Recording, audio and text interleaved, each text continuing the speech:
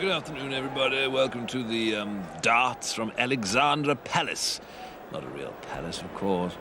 Those of you expecting to hear the voice of Dave the Darts Davis are in for a bit of a disappointment, I'm afraid. Watt and his party's 7 went all full in his face, took the left side of his mouth clean off. Yeah. So it's me, Muggins here. Not my first sport, darts. More a polo man, of course. Sure you've heard me on there, but needs must. Still, gets one out of the house, which feels rather empty now the old girl is gone. It's not just that she's no longer with us, it's the feeling it's one's own fault. If one had maintained the brake cables properly, false economy as it turned out, funeral cost a pecket. Still, water under the bridge now, as is she. So I have some experience of darts, from my time in Peru with the army. Can't speak of it, of course, pretty hush-hush. Marvellous fighters, the Peruvians. They'd fashioned rudimentary darts tipped with curare, deadliest poison known to man. And first wife, too, I'll come to that. Now, rather a striking set, I think you'll agree. Now, I'm not sure why those clocks say 5:01. I make it roughly 9:24, which is 21:24, I suppose, if we use the continental clock. Heaven forbid. There's Chapman there, and doing rather well, I believe. And there's his opponent, Greaseball, as I like to think of him. That's the board there with that odd configuration of numbers, 21, 18, 4. Isn't that strange? Although, actually, those numbers are the combination of the safety deposit box wherein I keep the wife's valuables. Keep them away from the taxman. Oops, shouldn't have said that. And, well, I think Chapman's won there. Chap applauding in the crowd. And there he goes, the Cockney down the old Apples and Stairs, shaking everyone by the old apples and hands. And look at that crowd. Looks like they're queuing at the Labour Exchange. Not that any one of them could put in a decent shift on my estate.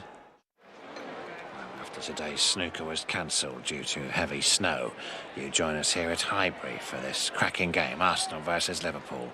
Enjoying this one, Barry? Not really.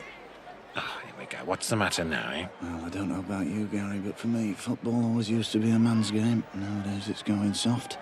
They're nothing but a big bunch of sissies. You're wrong there, Barry. It's just as hard and tough a game as it's ever been. Oh, here we go. Look, the linesman's pulled the muscle. I'm sure he'll be fine. No, he won't. You watch, here comes the referee. You all right? Do you want an ambulance? Oh, I've hurt myself. I better just put my little flag down, honestly.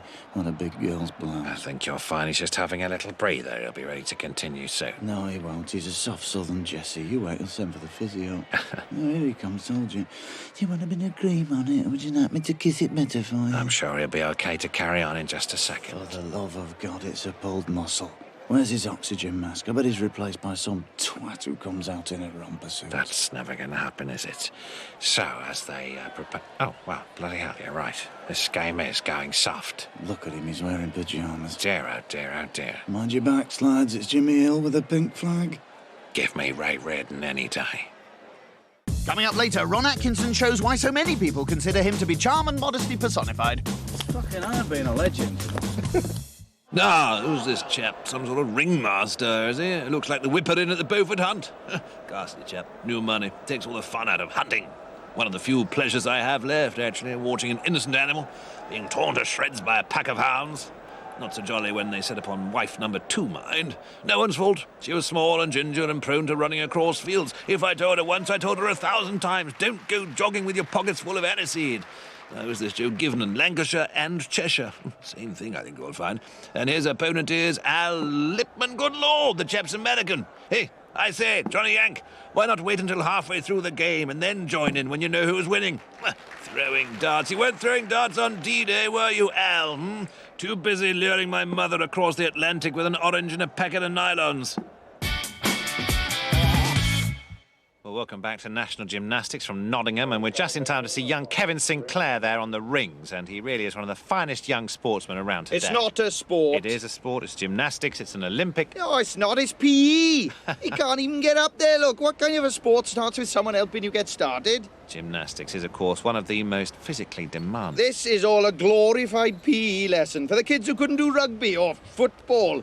He's probably got a note from his parents. It takes immense skill. Oh, look at him. I could do that. You couldn't. I could. What, swinging on a rope? You think that's hard? It takes strength, coordination, control. Look at the power in those arms there. I could do that easy. That's just standing up in the air. It's a difficult manoeuvre, though. And that's just sitting down in the air. I think there's a bit more to it than that. Yeah, oh, that's just gravity doing all the work. It takes control, great physical courage. And here comes the dismount now. Look at this, wonderful 3 turns and fantastic dismount there. Well, I could definitely have done that better. Why are they clapping that?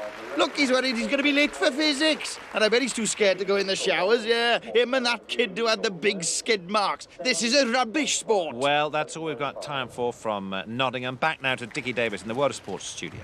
Yeah, Freddie. Yeah. Can you help me out of this chair? My arse is wedged in. This is the last time